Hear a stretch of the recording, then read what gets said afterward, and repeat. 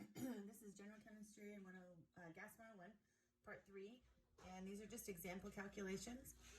Our first example is to show you how to do pressure conversions, unit conversions. So we have an A and a B question. This is not purple, I wanted to do purple. We had 885 torr, and we're trying to get it over here to atmospheres. So you're going to use an equivalence, just like what we have been doing to do conversions. We know that the equivalence is 760 torr is 1 atmosphere. Okay, so the torrs cancel and we end up with 885 times 1 divided by 760. And we get 1.16 ATMs. Okay, 1.5 atmospheres.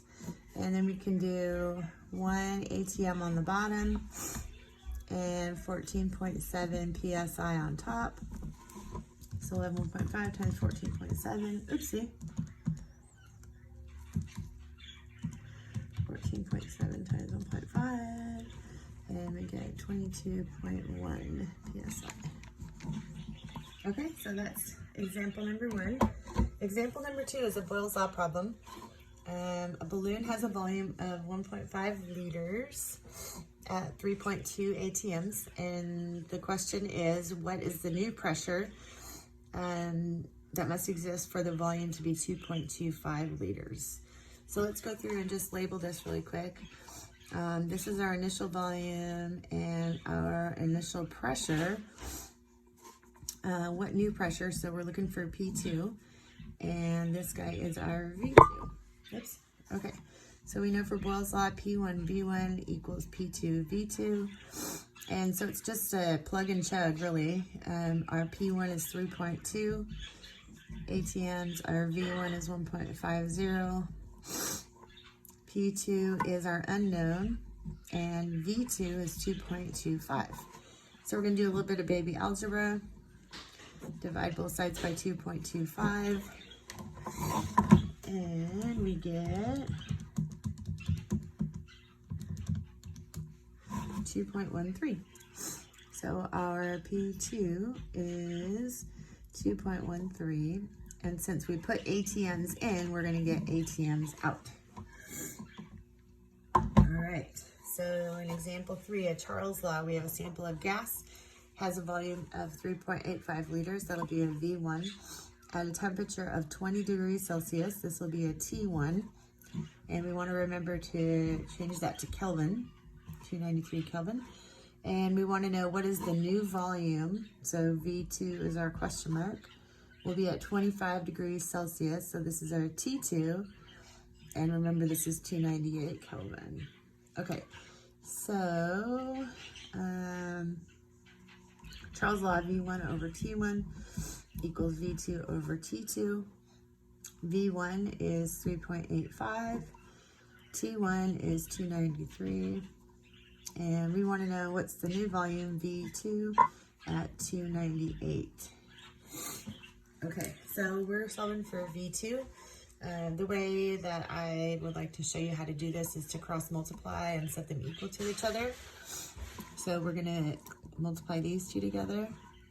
So we'll have 293 V2 is equal to this product, 3.85 times 98.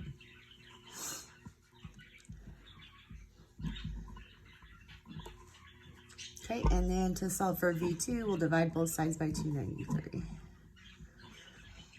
And since we put in liters here, we'll get liters out. And we get 3.92 liters. Okay, new sack. We have a pressure in a scuba tank of 1400 kilopascals. So this is our P1 at 22 degrees Celsius. Here's our T1. And that's going to be translated into 295 Kelvin. And then the diver uses the tank to dive to where it is 17 degrees Celsius. And this comes out to be our T2 at 290 Kelvin. And we want to know what's the new pressure. And just assume there's no moles lost by the diver breathing. Excuse me. So So we have our P1 over T1 equals P2 over T2. And we'll substitute in our P1, which is 1400 kilopascals, over our T1, which is 295. And that's equal to our P2, because that's what we're asked for, over 17 degrees Celsius. This is 290. Okay, so the algebra we're going to do is cross multiply, set them equal to each other, and solve for P2. So we'll have 1400 times 290 divided by 295. Okay, so P2 comes out to be 1376, so 1376 kilopascals. All right, combined gas law. This is the last one. Remember that the combined gas law puts all of these equations together. So we have P1 V1 over T1 equals P2 V2 over T2. And we have a sample of gas with a volume of 1.50 liters. That's our V1 at 20 degrees Celsius. This is 293. This is our T2. And 1.25 ATMs. That's our P1.